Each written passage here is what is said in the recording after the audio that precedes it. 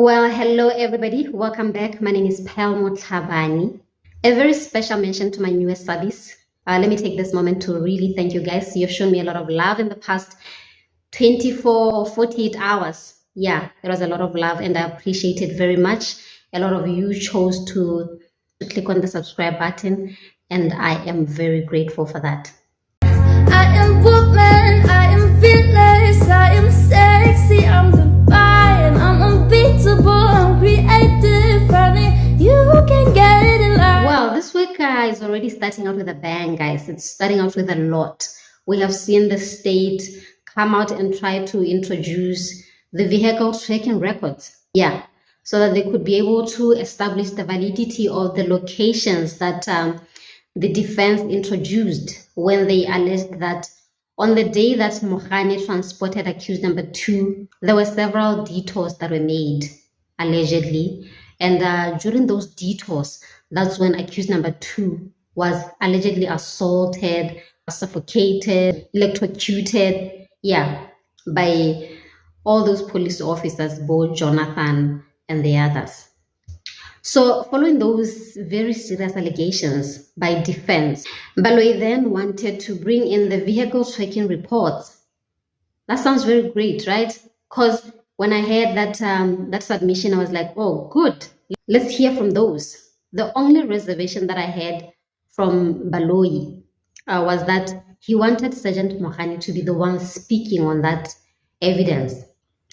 But I was shocked when Advocate Thulani Mngomezulu, whose submission was that the timing of the introducing of that evidence was very irregular and that it would prejudice the accused number 2 and that it was new evidence. So at that point I was like, how is it going to prejudice the accused?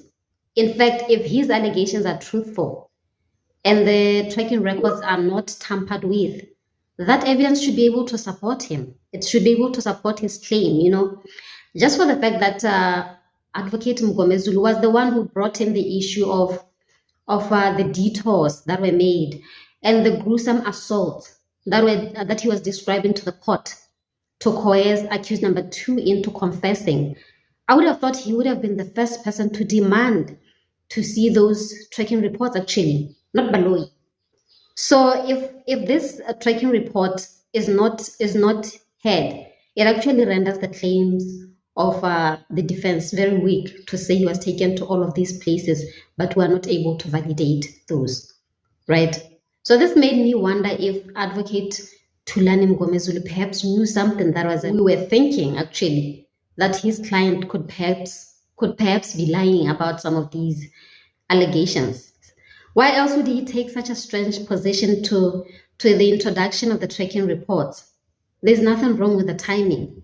It's only to try and validate all those multiple detours that he said were made. He should have been very happy to bring the tracking records. So I was a bit shocked by that submission from Mngomezulu.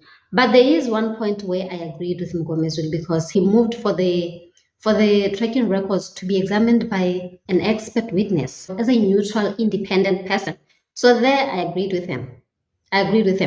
Mogane is the officer who drove the vehicle, which was claimed to have transported this accused person to places where he was assaulted.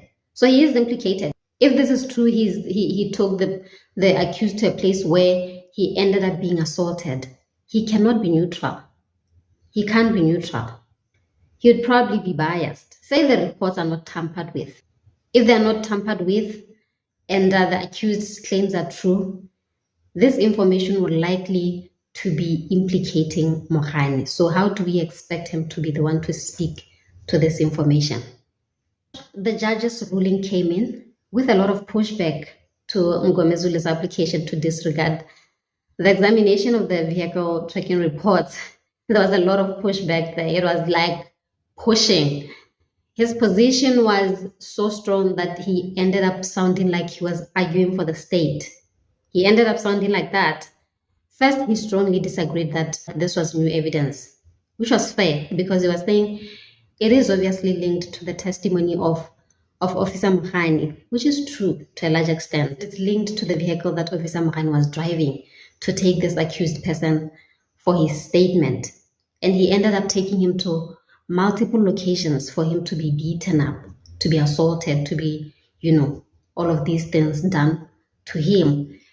And most of that, the officers that were said to have assaulted the accused person, Bo Jonathan, they came in and they all denied the allegations of assault, Bo Jonathan and Rapadu allegedly. But the accused was still adamant that he was assaulted. The assault happened. He even ended up at some point, one of them, I think it was Rapadu, one of them asked if he was still alive. So if anyone has to ask if he's still alive, it means it was rough. So those are some very serious allegations by the accused. So why wouldn't they want to introduce the vehicle tracking reports? Also, the judge was adamant that to the extent that some very senior officers of the civil service were being accused of mistreating their position, it was important that these allegations be validated. So to that extent, I agreed with the judge 100%, but not to have Mkhani, who is also implicated in the mistreating of the accused, to testify to the same records that could potentially implicate him. I do see that to a large extent. I could see the judge's point of view, because I absolutely wanted to hear what the reports were saying about the movements of this vehicle, the Fortuner. After all of that, who doesn't want to hear that? The problem to me seemed like it was in the delivery of his ruling. The judge gets very passionate about his position. So it ends up looking like he's arguing for the state. And it ends up looking like it's the judge against the defense. And it really doesn't help that Baloyi rarely ever gets that passionate when supporting his position. You never see his temperature is always one way. So when the judge agrees with Baloyi and he takes that very strong position, it looks like he's taking a side.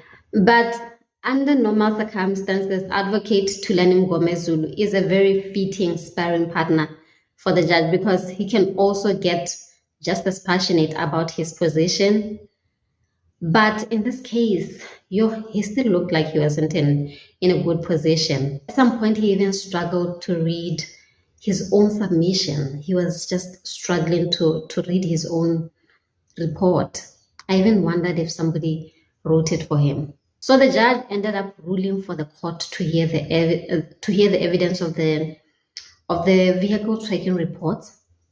So far, I haven't felt like anything jumped out of that report yet, except for the parts where it felt like on most occasions that vehicle was not moving, or it was idle. It was a bit strange there.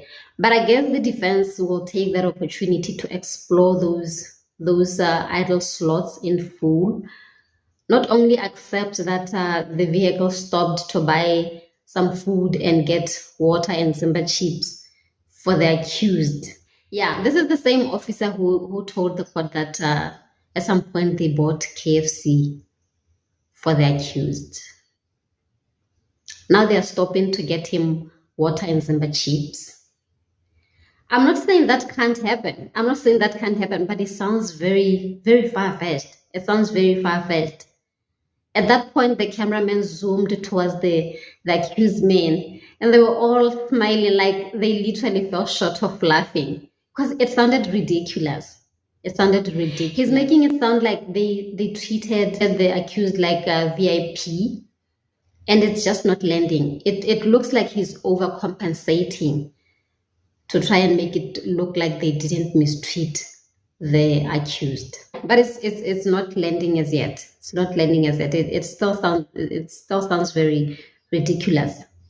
So yeah, I'm hoping that the Advocate Mngomezulu and Mshololo, I hope that they bring out their big guns to interrogate this report.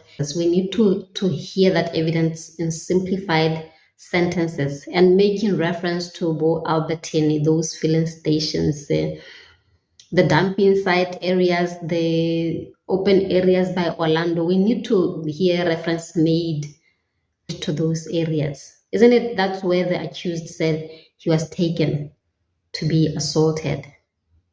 So that those areas need to come into play. We need to hear if at any point they were any closer to those locations.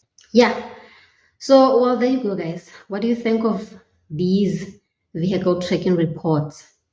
Are they making any impact as yet? I'm hoping they do. I'm hoping they do, because to a very large extent, they'll play a very big role in this trial within a trial, because the defense position is to say the accused was coerced and assaulted into making these confession statements. So if we can place those officers or the vehicle that was transporting him, if it can be placed to those locations, it will probably help the defense's position. So let's hear it from you guys. What do you think? I'll see you again soon.